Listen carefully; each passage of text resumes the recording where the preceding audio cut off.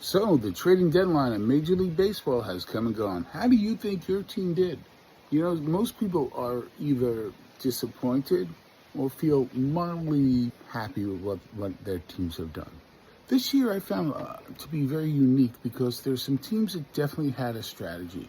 And I like that. Usually there's like, okay, we're going to dump players or we're going to get one or two people to kind of augment what we already have. But there was a definite view this year, in my opinion, of some teams with a calculated response to what they wanted to do. Without getting into any detail, here's the way that I see it. Seattle said, you know what, we're going for power.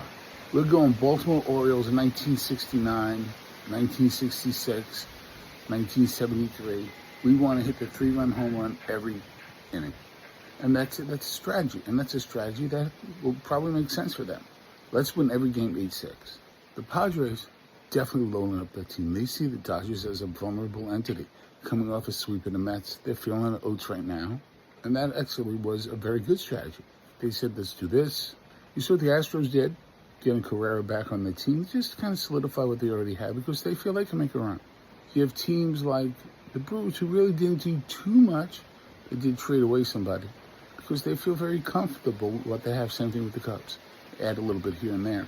But let's talk a little bit back to the Padres, what the Padres, the Phillies, the Mets, and the Yankees did. And that is a laser focus on the bullpen. Let's not give away games anymore where we built up leads. And that's the more interesting thing to me that any team did this year during the trading deadline.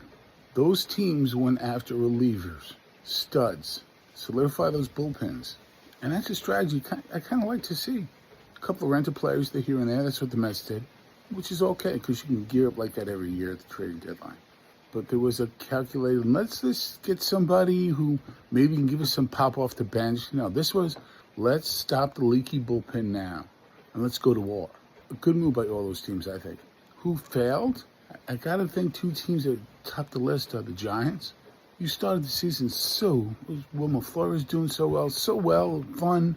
I talked about it here on social media, talked about it here on the Around the Ballpark podcast and live show. The Giants failed miserably. Now, could they still sneak into a wild card? Possibly. But you gave away your best reliever for Buto? Mets say thank you very much. I mean, Buto's a nice player, but you need to score runs to begin with. And I would say the Red Sox.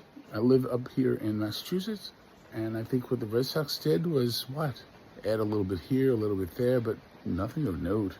A wonderful opportunity came and went if you're a Red Sox fan.